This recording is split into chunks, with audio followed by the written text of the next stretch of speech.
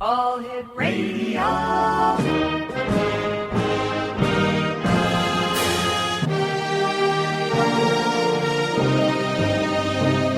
Welcome to the X Zone, a place where fact is fiction and fiction is reality. Now, here's your host, Rob McConnell.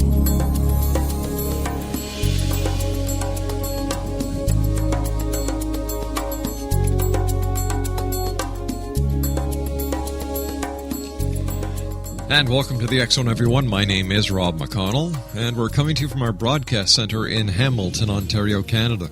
Worldwide toll-free, 800-610-7035.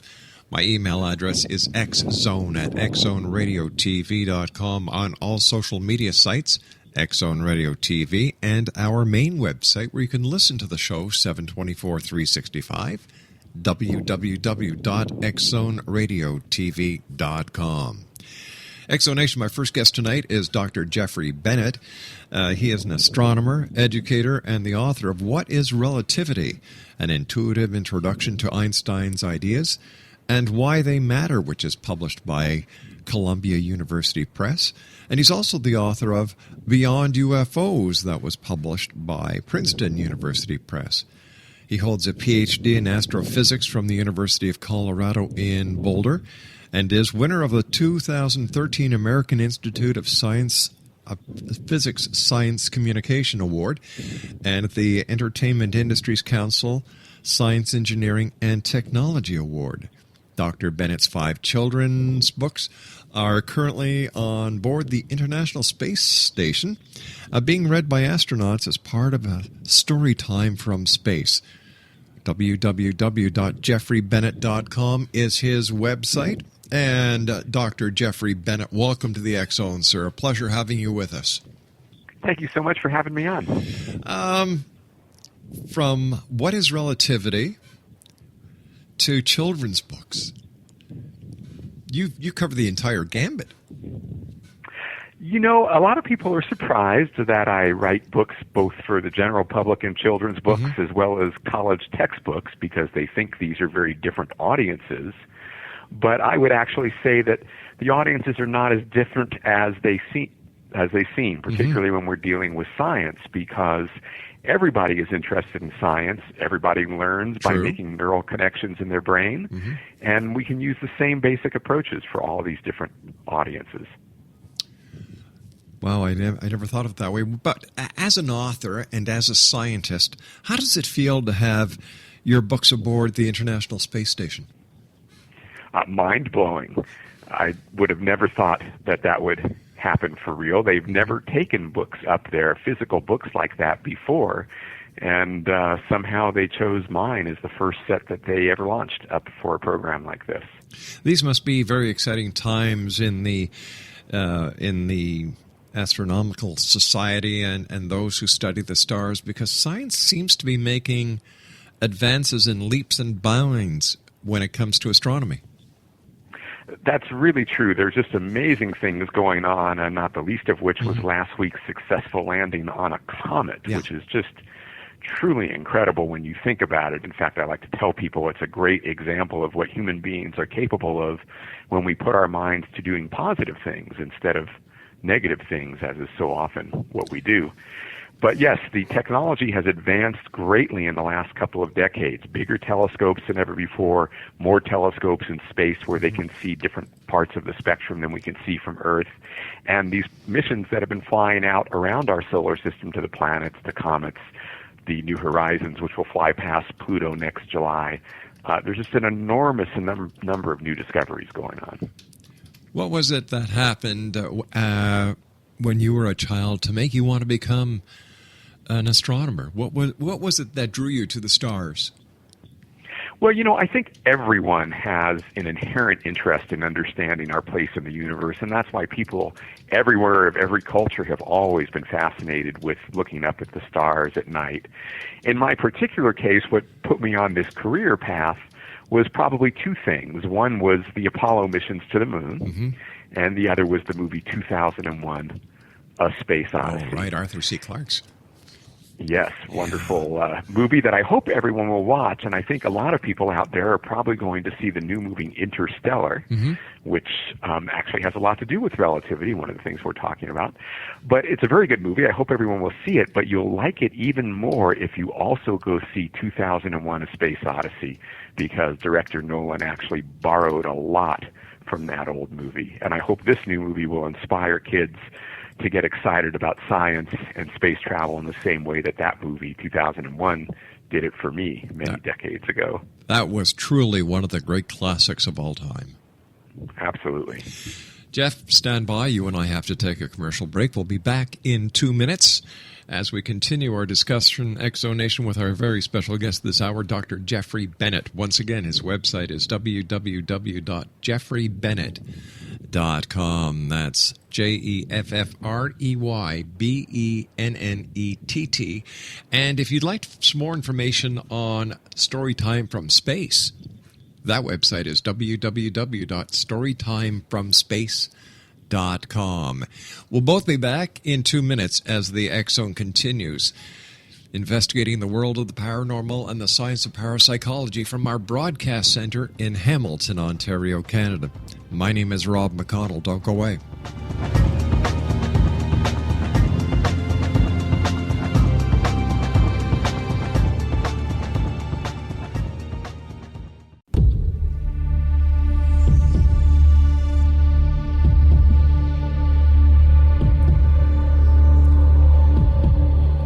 Welcome back, everyone. This is the X Zone. My special guest this hour is Dr. Jeffrey Bennett. He is the author of What is Relativity?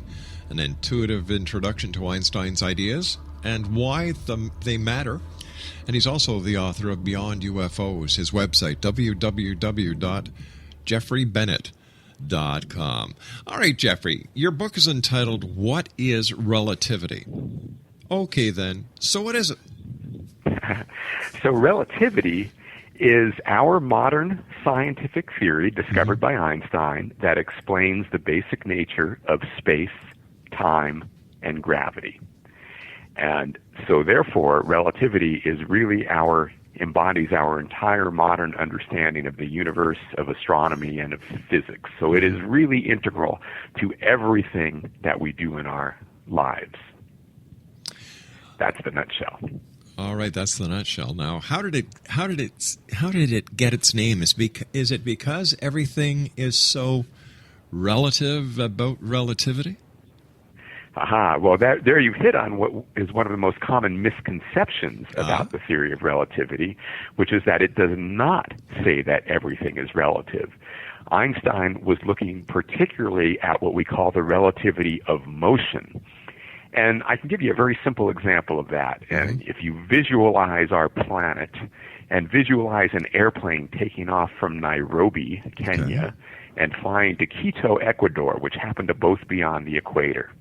And if I tell you that the airplane flies at 1,670 miles per hour from Nairobi to Quito, and then I ask you how fast is it going, you would probably think it was a dumb question since I just told you it was 1,670 kilometers per hour. But I didn't choose that speed by accident. That happens to also be the exact speed that Earth rotates at the equator. And therefore it means if you were watching from the moon, you would actually see the airplane lift off the ground in Nairobi and just wait until Quito made its way over to it with Earth's rotation, and then it would settle down onto the ground. So viewed from the moon, you would say the airplane speed was 0. Viewed on Earth, you would say it was going 1,670 kilometers per hour. And viewed from someplace else in the universe, you'd see something different because it's moving with the Earth and the Earth is going around the sun and so on. So that's the idea that motion is always relative. You always have to say what motion is being measured relative to. Then what Einstein did was he said, well, what's not relative? And he realized that there's actually two very important absolutes in the universe. One is that the laws of nature are the same for everyone, and the other is that the speed of light is always the same for everyone. And that was the thing that Einstein recognized that was new and different, that people hadn't realized before, even though experiments had already shown it to be true, but it hadn't been taken that seriously because of its implications. And the implications are, when Einstein worked through the equations, he found that the relativity of motion and the absoluteness of the speed of light put together mean that time becomes relative, distance becomes relative, mass becomes relative, so that when someone's moving by you at high speed, you would measure time, space, and mass differently for them. You know, I'm just imagining what you were talking about the plane, and that's a very easy way to understand it. It is, and I think, there's other ways you can do it. Another good way that some people like even better is to think just about running on a treadmill. Right? The treadmill readout will say, hey, you're going 10 kilometers per hour, but of course, relative to the room, you're not going anyplace. That's right. You're only going that speed relative to the treadmill. So motion doesn't make sense unless you say what it's relative to, with one exception, and that exception is the speed of light, because the speed of light is always the same for everyone. And it's kind of amazing that with really just basic algebra from those starting points, you can come up with the entire special theory of relativity that Einstein published in 1905. The general theory of relativity, which is more general in the sense that it also includes gravity, that took him a little more time to figure out because the mathematics were more involved, and he published that in 1915, which means we are coming up next year on the 100th anniversary of the publication of this theory that we now use in basically everything we do in physics and astronomy. So it's, it affects each and every one of us. It does, and on many more levels than you would imagine. For example, your GPS units have to take into account the slowing of time due to both fast motion and to strong gravity, or else you'd be lost. The calculations in your GPS units are automatically taking into account Einstein's equations of relativity as they work. But even on a deeper level, it turns out, for reasons I won't go into, but you can read about in my book, relativity is actually embedded into our understanding of electricity and magnetism. In other words, if our understanding of electricity and magnetism is correct, then relativity is also correct, and vice versa. And the fact that you and I are talking over a telephone line and it's being broadcast on the radio and internet is pretty strong proof that our ideas about electricity and magnetism are correct, because that's what makes radios work and electronics work, and therefore relativity is also correct by extension. We touched briefly on Interstellar, that portrays a supermassive black hole. In your book, you say that black holes don't suck. Now, what do you mean by that? If you ask people, hey, suppose the sun magically turned into a black hole, keeping the same mass, what would happen to Earth? Most people will say, hey, Earth would get sucked in to this black hole. But in fact, because Earth is fairly far from the sun, Newton's gravitational law tells us exactly what will happen, which is that as long as the sun's mass doesn't change, it doesn't matter whether it's a bright, shining sun or a black hole as far as Earth's orbit is concerned. Earth's orbit would not change at all. Of course, without sunlight, it would become cold and dark, but the orbit wouldn't be affected. So black holes don't suck things in. And for those who've already seen the movie Interstellar, that movie does a very good job of showing this, because in the movie they have planets that orbit the black hole, they have the spaceship orbiting the black hole, and none of those things are being sucked in. The only place where there's an exception is when you get very, very close to the black hole. There, the distortions it creates in space and time are so great that it might kind of seem like you're getting sucked in because you can't have a stable orbit. And in fact, in the movie, one of the characters actually says something about getting sucked in. But visually, the movie shows it correctly, which is that they're not being sucked in because of the inability to have a stable orbit. They're falling in. And that might sound like a subtle distinction, but I'll have you think of a waterfall. If you go to the edge of a waterfall and you get too close to the edge and you fall over, you can't blame that on the pool at the bottom. It was your own fault for getting too close to the edge. You fell in. And in the same way, if you get too close to a black hole, you can't blame the black hole and say that it sucked you in. It was your own fault for getting too close and then falling. Speaking about Interstellar, was there anything in the movie that you thought was far-fetched or not scientifically based?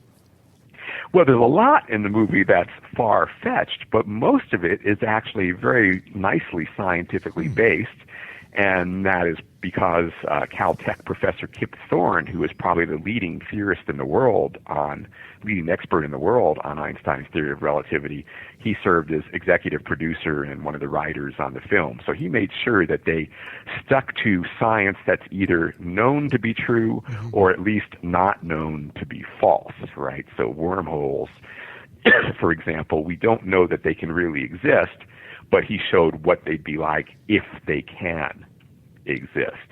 So the only parts of the movie that were actually scientifically inaccurate were the planets that they have going around this black hole. And I don't want to give away anything in spoilers, but anyone who sees the movie will see that those planets orbiting the black hole are what we call habitable planets. They have conditions that might be conducive to life. And really that couldn't be, because in order to have conditions conducive to life, you need to be orbiting a star that gives off light and heat. Black holes don't do that. You also wrote a book entitled Beyond UFOs. Do you think that there are other intelligent beings out there beyond our planet, and do you think that we've been visited by ETs? Well, so that's why it's called Beyond UFOs, because what I'm doing is trying to go beyond reports of UFOs that you hear on Earth that nobody can really settle on, and say, what can we say about this scientifically based on our current understanding? And what we can do is look at the conditions that we find in the universe, the numbers that we find in the universe, the way life got started on Earth as to the best of our knowledge. And when you put all these things together, you're almost inevitably led to the conclusion that there ought to be billions and billions of planets out there with life on them, which means we would expect at least some of them to end up with advanced intelligent life. And if you have advanced intelligent life and they build a civilization and they don't destroy themselves, then it seems inevitable that they'd ultimately travel out to the stars. So I would say I would be very surprised if there's not advanced civilizations out there, and if some of them haven't visited the Earth.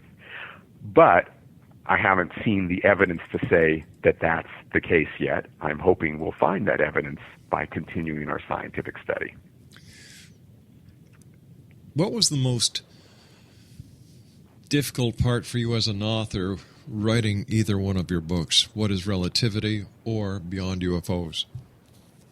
Well, the challenge as an author is always that I'm dealing with very technical, complex scientific concepts, and I'm presenting them to an audience that I hope includes the general public and high school students and middle school students who may know very little about these areas when they pick up my book. So my goal is to find a way to explain these fairly complex ideas in a way that anyone can understand and understand fairly easily. So I spend a lot of time going back over these things, having friends, actually my own kids who are now in middle school and high school have read my books for me to say, hey, if I can get it, then other people are going to be able to get it too. All right, Jeff, please stand by. You and I have to take our news break at the bottom of the hour. Exonation, our guest this hour is Dr. Jeffrey Bennett. His website is www.jeffreybennett.com. That's www.jeffreybennett.com. And he is the author of What is Relativity? An intuitive introduction to Einstein's ideas and why they matter, as well as Beyond UFOs. I'll be back with the good doctor on the other side of this commercial break with the news as we continue here in the X-Zone from our broadcast center in Hamilton, Ontario, Canada. If you'd like to listen to the X-Zone 724-365, www.xzoneradiotv.com. And you can now also listen to the X-Zone on our telephone feed at area code 213-401-0080. My name is Rob McConnell. This is the X-Zone. We'll be back after the news. Don't go away.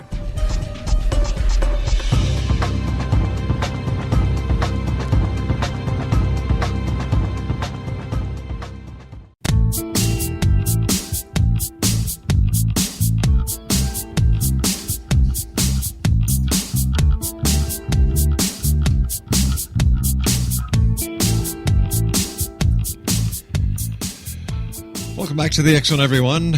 Dr. Jeffrey Bennett is our special guest this hour, www.jeffreybennett.com. And if you'd like more information about Storytime from Space, the website is www.storytimefromspace.com. Jeff, what can you tell us about Storytime from Space?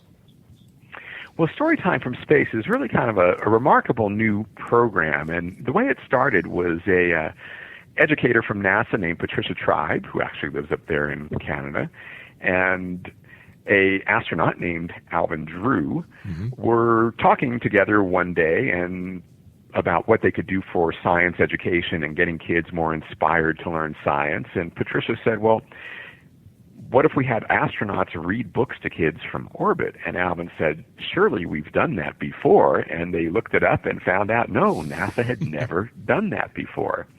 And it was shortly before Alvin's flight on the final mission of the Space Shuttle Discovery in 2011, and he said, well, let's just do it. And somehow they decided that the first book they wanted to read would be one of mine, and they contacted me for permission, and of course I said yes enthusiastically. And Alvin read Max Goes to the Moon, one of my books, from the Space Shuttle Discovery in 2011.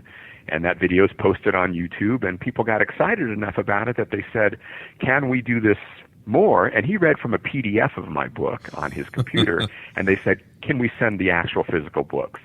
And long story short, they decided to send 5 physical books up to the International Space Station. Since I have 5 books in my series, they decided to do my entire series of 5 books. They were launched in January. They are still orbiting up there on the space station. So that means by now they've logged about 10 million miles. They're going over your head about every 90 minutes. And astronauts read the books. They take videos of themselves reading them. They conduct additional science demos to explain some of the science in the stories. And then all that gets posted freely for anyone in the world to look at on the StorytimeFromSpace.com website. So actually I can say that you're an author that's out of this world. I suppose, or at least my work is. Well, once again, our congratulations on that, Jeff. When it comes to present day space exploration, what do you find most exciting? You know, we were talking briefly about the landing on 67P, and that was just amazing. It really is amazing, and there is a lot of really exciting things going on in space, in astronomy, and in robotic exploration of the solar system. The International Space Station, however, is our only human presence in space at the moment. And while I think they're doing a lot of good stuff there, not least of which is reading my books, which makes me very happy, I think we need to be doing more. So I would say we're doing great things in space, but we need to get the human spaceflight program back on track. We should be back on the moon. We should be going on to Mars. We should be going on to Jupiter. And not coincidentally, that's why I have books called Max Goes to the Moon, Max Goes to Mars, Max Goes to Jupiter, and hopefully beyond that someday. Why should we go back to the moon, Jeff? I think there's a lot of reasons for it, but ultimately it comes down to how do we inspire kids and how do we inspire the world to become a better place? We all know we have a lot of problems in the world today. Yes. And it's easy to say, let's fix our problems on Earth before we do anything out in space, but I think it's mistaken because the way you solve your problems in one area is by being inspired to know that if I get my act together with this thing, I'll be able to do all these other great things. And I think it's particularly true for children. If children get inspired by thinking, hey, look at the stuff I might get to do in space someday, then they're going to be more likely to solve our current problems. And at that point, the discussion really becomes, should we go back to the moon? Should we go straight to Mars? And the reason I'm in favor of the moon is because you can see it easily in the night sky from anywhere on Earth. And so you can imagine kids all around the world, in all these different countries where we fight each other and have intolerance toward each other, looking up at the moon. And if there were an international scientific colony where people of all nations were working together, they'd be looking up at the moon and they'd say, gee, if we can all work together up there, what's our problem down here? And I really think it would make a dramatic change in the way we view ourselves in the world and in our ability to solve our problems today. There's been a lot of talk lately about helium-3 on the moon and how India, China, and Japan have probes or satellites currently surveying the lunar surface. And I wonder why the U.S. isn't back up there taking part in this expedition. Well, the U.S. actually has been sending robotic missions orbiting the moon and studying the surface in some detail over the past decade or so. So we're not out of that loop. But you bring up a very good point that in addition to all these inspirational ideas I've talked about for why we should go back to the moon, there may also be practical things, helium-3 being one of them. And I should, if you don't mind, I'll briefly point out that in my books, the books have a story about Max, my dog, going to these places, but on the sides of the pages, they talk about the science details. And one of the details I talk about in Max Goes to the Moon is this helium-3 that you're talking about. And what it is, it's a fairly rare form of helium that's, in fact, incredibly rare on Earth, but relatively easy to find on the moon because of the way it's produced by solar rays hitting the surface. And helium-3 would be probably the ideal fuel for a nuclear fusion power plant if we figured out how to build one. If we do, that fuel, helium-3 from the moon, might be the key to success. What other scientific explorationary use would there be for sending another group of men to the moon? I mean, besides the fact of inspiring people here on this planet, wouldn't there be a less expensive way to inspire people to want to succeed? For example, if you've got a child in the projects or the inner city who's not having breakfast or lunch because mom and dad aren't working, they can't find a job, how can landing on the moon give them inspiration? I'm not sure that I think it does give them inspiration. I have talked to kids in those kinds of situations. Right. I've traveled quite a bit around the world and done talks at schools in some very poor places, and they do get very excited when they hear about those possibilities. So I think right off the bat, it does directly make them think, I want to learn this stuff. I want to study harder in school so that I might have a chance to participate in this myself.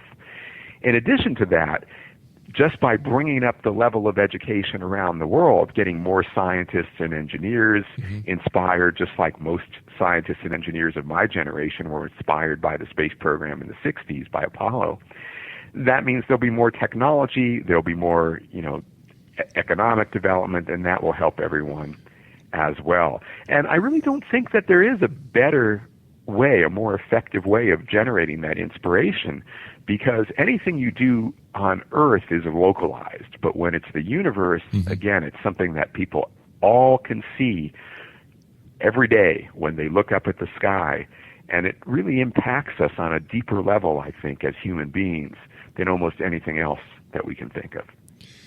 There was a lot of talk on December the 21st, 2012, about the world coming to an end. There were some who speculated that a dark object was going to come around from the backside of the sun and just annihilate the planet. There was talk about Planet X or the planet Nibiru. What is your take on all these different end of time scenarios that people associate with outer space? Somebody, it might have been astronaut Alvin Drew who gave me this quote that he said, throughout history, people have over and over again predicted the end of the world or the end of times. And so far, 100% of them have been wrong. So I don't think that there's any reason to think those odds are going to change going forward. We will not be done in by some bizarre, cosmic accident or something like that. There is always the possibility of an asteroid or comet hitting the Earth, and we should be on the lookout for that. But the odds of it are so small that we have far less to worry about from that or any other cosmic accident than we do from the things that we do to ourselves. Building lots of weapons that we can destroy ourselves with, adding carbon dioxide to the atmosphere that we know and have known for 150 years causes the planet to warm up. These are things that we have control over, and yet we're doing them anyway, despite knowing how bad they are for us. Those are the things we need to worry about, not cosmic accidents. What, in your opinion, was the ultimate goal of landing that little probe onto that comet meteor? Well, there's a lot of science that we get from that. In particular, comets are, along with asteroids, are what we call leftovers from the process of planetary formation. 4.5 billion years ago, when our solar system was being born from this cloud of interstellar gas, the first things to condense were small particles, and then the small particles stuck together and grew larger and larger into bigger things. And at some point, very early in the solar system's history, you would have found the solar system filled with things that look like asteroids and comets. Over time, most of those came together to make the planets. But a few of them never got into any planet, and they're left behind as asteroids and comets. So when we go to a comet, we're actually seeing material that is more or less unchanged since the birth of the solar system 4.5 billion years ago. So it's a really unique opportunity to study this kind of material because we don't have access to it anywhere else.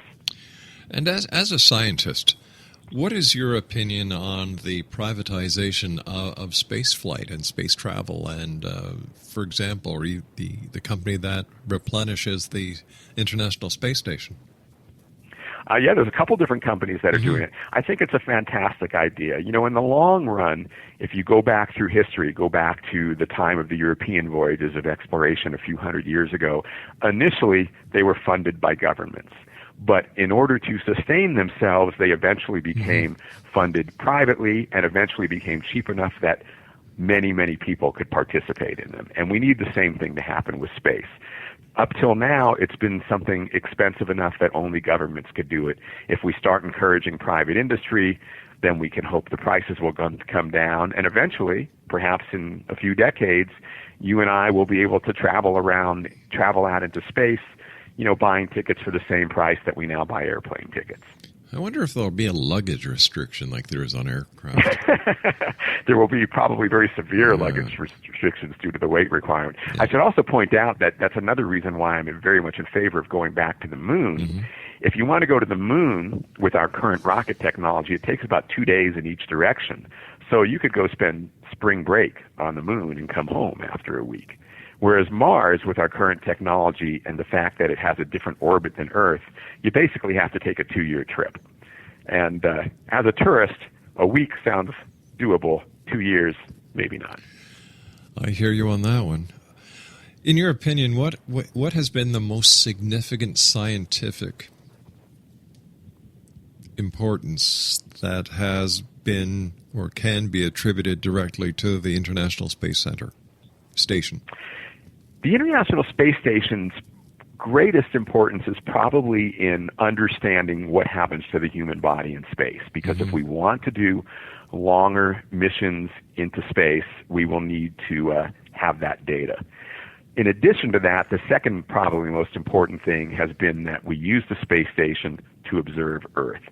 And even though we have robotic spacecraft also looking down and observing Earth, again, there's something different when people are involved. People can react. They can write poetry. They can talk about it in a way that robots can't. And I think, therefore, our improved understanding of Earth from the space station really contributes to the way we think about ourselves and our scientific understanding of the planet. What do you think the next scientific advancement will be when it comes to space? Oh, that's a very good question. You know, in terms of astronomy, we're just making incredible strides in starting to understand planets around other stars. I mean, remember, 20 years ago, we did not know of a single planet orbiting a star besides the sun. Today, we know more than 4,000 of them, and we're beginning to get data on their nature and characteristics. And I think it's very reasonable to imagine that in the next couple of decades, our telescopes will become powerful enough that we'll be able to study these planets with enough detail, getting spectra, to be able to find out whether they have life on them. What do you think about SETI and their search for extraterrestrial intelligence using radio telescopes, looking for that all-important radio signal coming from the depths of space? I love SETI, and it's it's a hope for an end around on how we go about learning about life in the universe. By just going out and looking with our telescopes and so on, it's a slow, gradual process as our technology improves and we learn more and we can get better observations and figure out if there might be life, maybe someday be able to see evidence of civilizations and so on. Right. Whereas SETI is this hope that someone else is out there as a civilization already and that there may be signals that they're broadcasting that we can pick up. And in that case, it would make our jobs a lot easier if we got that signal, because then we would know for sure that they're out there and we would know right away. So it's absolutely worth the effort of searching for extraterrestrial intelligence the way SETI does, and I strongly support it. So do I. Good friend Seth Shostak is at SETI. Seth is my co-author on my astrobiology textbook. Well, the next time you see Seth, give him my best and ask him how his electric banana is. I'll have to ask him about that. I did just talk to him today over email. So, all right, stand by, sir. You and I have to take our final break for this hour. Exonation Dr. Jeffrey Bennett is our special guest. www.jeffreybennett.com. And we'll be back on the other side of this commercial break as we wrap up this hour here in the X Zone with yours truly, Rob McConnell. Don't go away.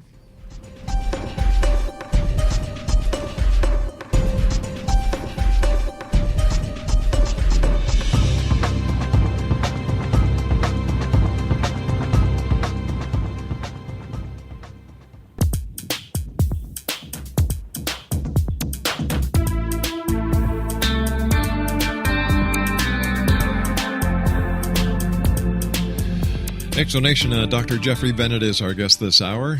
He is the author of What is Relativity? An intuitive introduction to Einstein's ideas and why they matter. And he's also the author of Beyond UFOs. His website is www.jeffreybennett.com. Jeff, in our quest to seek out extraterrestrial life in the universe, is it possible that we're looking for the wrong signals? We're looking for the wrong makeup? Here we are, we're human beings, we're carbon-based. Would we have the capability of looking for beings that are, let's say, of a silicone base or a quartz base or some other material besides carbon? I can give you kind of two parts to that answer. Yes, certainly it's possible that when we search for life that's like us, we are too limited in the search, and a lot of scientists are actually looking at how we might expand the search to be more general than just life that's like life on Earth. Mm-hmm.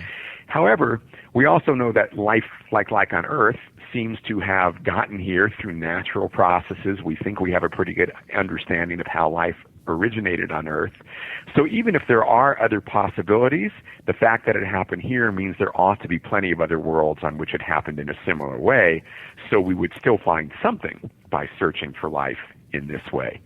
The second is, if we're talking about intelligent life, there we're looking for someone who's able to communicate or travel through space, and that involves technologies that don't matter what you're based on or what you look like. If you can send out radio signals, or if you can build spacecraft, your body structure isn't important to that. What's important is that we can detect those signals or look for those spacecraft. So I think, yes, it is somewhat limiting, but I don't think it limits us too much, and it doesn't hurt to start with what we know best. I understand that the numbers and the probability that there is life elsewhere in the universe is evident. I understand that. But what happens if we're alone? If we're alone, it still has profound implications, because it means that in a universe that's 14 billion years old, filled with this, uncountable number of worlds, we would be the only part of the universe in our minds that knows the rest of the universe exists. In other words, we represent self-awareness for the universe. And that would make us, in my mind, extremely important to the universe.